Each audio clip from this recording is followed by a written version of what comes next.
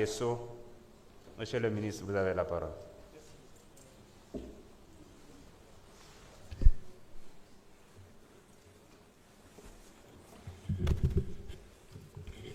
Je vous remercie, Monsieur le Président. Monsieur le ministre chargé des relations avec les institutions, honorables députés, mes chers collaborateurs.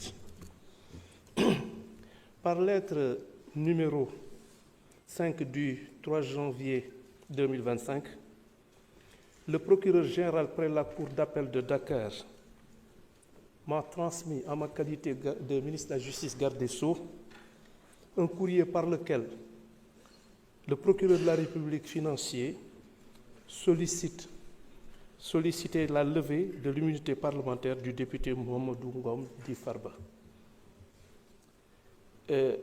Ce magistrat, en l'occurrence le procureur financier, expliquait avoir été saisi le 20 décembre 2024 des rapports numéro 41 et 51 de la cellule nationale de traitement des informations financières, la CENTIF, mettant en exergue des faits susceptibles d'être qualifiés d'association de malfaiteurs, blanchiment de capitaux, escroquerie portant sur les deniers publics, corruption, trafic d'influence, fraude fiscale et d'abus de biens sociaux.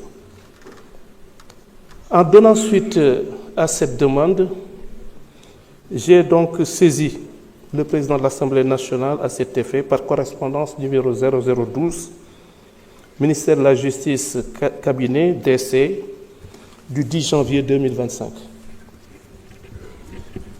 La procédure qui a été donc initiée se fonde sur l'article 66 de la loi numéro 2024-08 du 14 février 2024 relative à la lutte contre le blanchiment de capitaux, le financement du terrorisme et la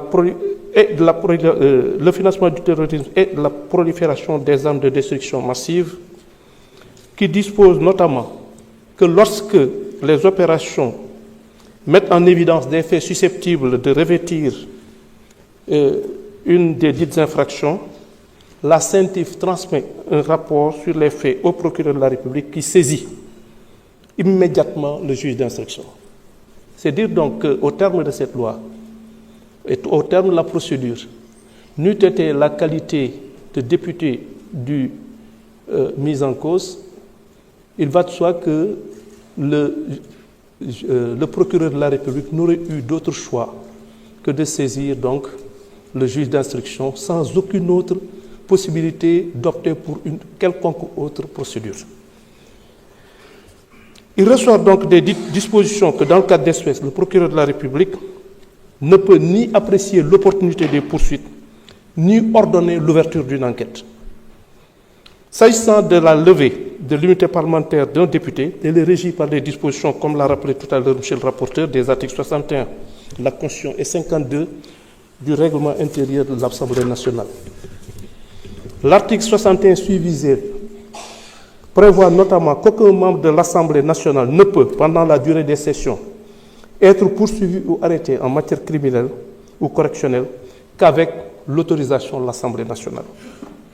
Quant au règlement intérieur précité, il dispose en son article 52 qu'il est constitué pour chaque demande de levée de l'immunité parlementaire d'un député ou pour chaque demande de suspension de poursuite déjà engagée, une commission ad hoc de 11 membres nommée selon la procédure prévue à l'article 34.